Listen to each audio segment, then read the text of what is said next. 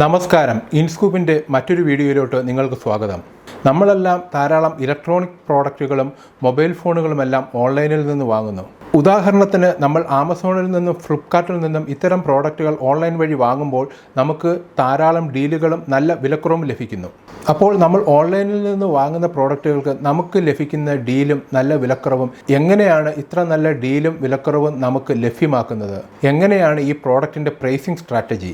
ഇങ്ങനെ ഓൺലൈനിൽ വിൽക്കുന്ന പ്രോഡക്റ്റുകൾ എങ്ങനെയാണ് പ്രൈസ് ചെയ്യുന്നതെന്നും അതിൻ്റെ പ്രൈസിങ് സ്ട്രാറ്റജി എന്താണെന്നുള്ളതും അതിൻ്റെ മെത്തേഡ്സ് എന്താണെന്നുള്ളതുമാണ് ഇന്നത്തെ ഈ വീഡിയോയിലൂടെ ഞാൻ നിങ്ങൾക്ക് പറഞ്ഞു തരുന്നത്.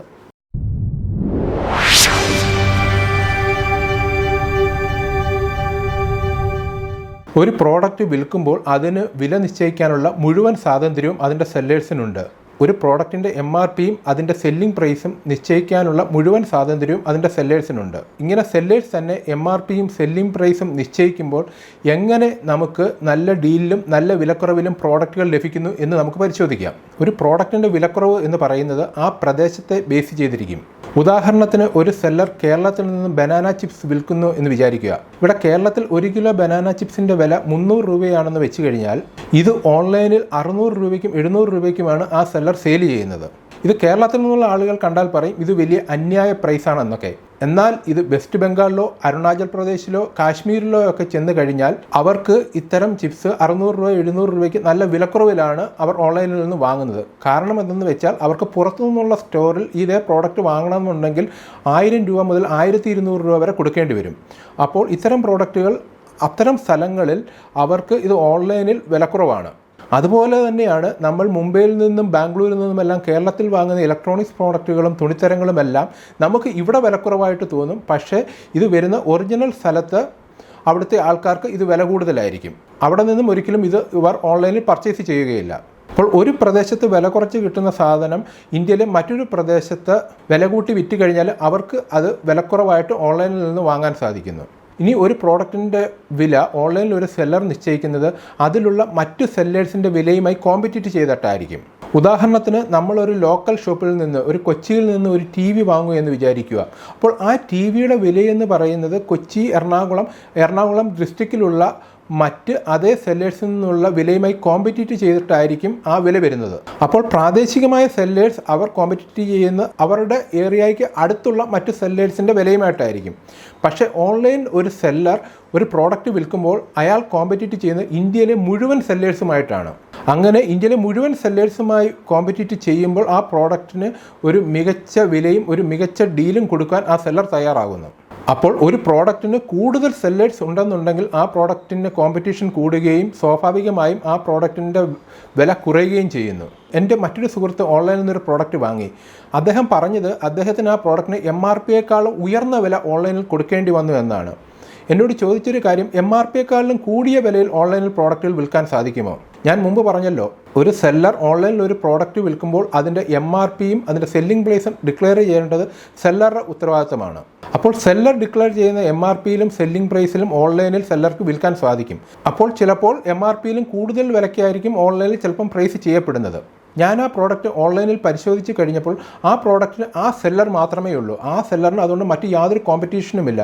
അതുകൊണ്ട് അദ്ദേഹം ഉയർന്ന MRPയിലും സെല്ലിംഗ് പ്രൈസിലുമാണ് ആ പ്രോഡക്റ്റ് വിറ്റത്. ഇനി മാർക്കറ്റ് പ്രൈസിനേക്കാളും ഉയർന്ന MRPയിൽ നമ്മൾ പ്രോഡക്റ്റ് വിൽക്കുമ്പോൾ ആ പ്രോഡക്റ്റിന് ഉയർന്ന വിലയാണെന്ന് പറഞ്ഞ് വാണിംഗ് തരാൻ സാധ്യതയുണ്ട്.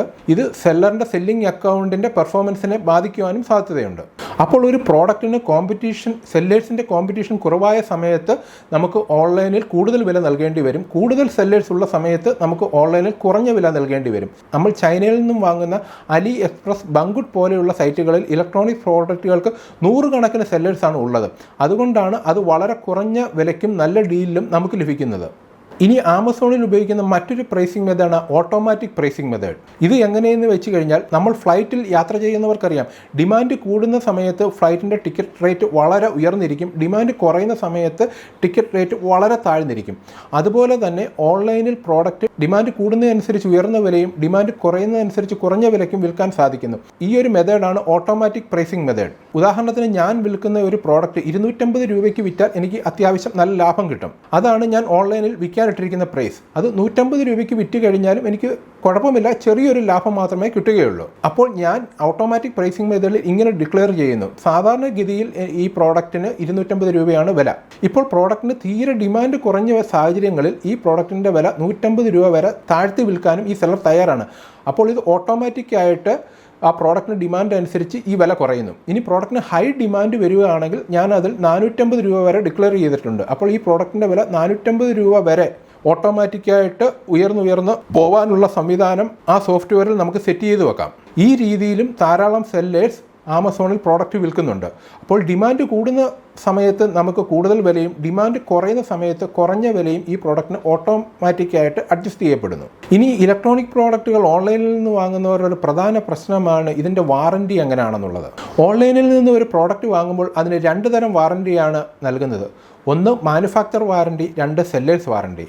നിങ്ങൾ വാങ്ങുന്ന പ്രോഡക്റ്റിന് മാനുഫാക്ചർ വാറൻറ്റി ആണോ എന്ന് നിങ്ങൾ ഉറപ്പുവരുത്തുക. ചില പ്രോഡക്റ്റുകൾ വില കുറച്ച് വിൽക്കുമ്പോൾ അതിന് മാനുഫാക്ചർ വാറൻറ്റി ഉണ്ടായിരിക്കില്ല, സെല്ലേഴ്സ് വാറൻറ്റി ഉണ്ടായിരിക്കുകയുള്ളൂ. ഇപ്പോൾ മാനുഫാക്ചർ വാറൻറ്റി ഉള്ളൊരു പ്രോഡക്റ്റ് നിങ്ങൾ ഓൺലൈനിൽ നിന്ന് വാങ്ങുമ്പോൾ നിങ്ങൾ യാതൊന്നും കൊണ്ട് ഭയപ്പെടേണ്ടതില്ല. നിങ്ങളൊരു ഫോൺ വാങ്ങി അതിനെന്തെങ്കിലും കംപ്ലൈൻറ്റ് വന്നു കഴിഞ്ഞാൽ നിങ്ങൾക്ക് അടുത്തുള്ള സർവീസ് സെൻറ്ററിൽ കൊണ്ടുപോയി ഓൺലൈനിൽ നിന്നുള്ള ബില്ല് ഉപയോഗിച്ച് നിങ്ങൾക്ക് സർവീസ് ചെയ്യാവുന്നതാണ്. ഇനി സെല്ലർ വാറൻറ്റി എന്ന് പറയുന്നത് എന്തെങ്കിലും കംപ്ലൈൻറ്റ് വന്നു കഴിഞ്ഞാൽ നമ്മൾ അത് ആ സെല്ലർക്ക് ആ പ്രോഡക്റ്റ് അയച്ചു കൊടുക്കേണ്ടി വരും. അത് ആ സെല്ലറുടെ റെപ്യൂട്ടേഷനും എല്ലാം നോക്കിയിട്ട് വേണം അത്തരം സെല്ലർ വാറൻറ്റിയുള്ള പ്രോഡക്റ്റുകൾ നമ്മൾ വാങ്ങാൻ. മാനുഫാക്ചർ വാറൻറ്റിയുള്ള പ്രോഡക്റ്റുകൾ വാങ്ങാൻ നമ്മൾ യാതൊന്നും കൊണ്ടും ഭയപ്പെടേണ്ടതില്ല. അപ്പോൾ ഓൺലൈനിൽ എങ്ങനെയാണ് പ്രോഡക്റ്റുകൾ പ്രൈസ് ചെയ്യപ്പെടുന്നത് എന്ന് നിങ്ങൾക്ക് മനസ്സിലായില്ലേ? നിങ്ങൾക്ക് ഈ വീഡിയോ ഇഷ്ടപ്പെട്ടുവെന്ന് ഞാൻ വിചാരിക്കുന്നു. മറ്റൊരു വീഡിയോയുമായി പിന്നെ കാണാം. ബൈ.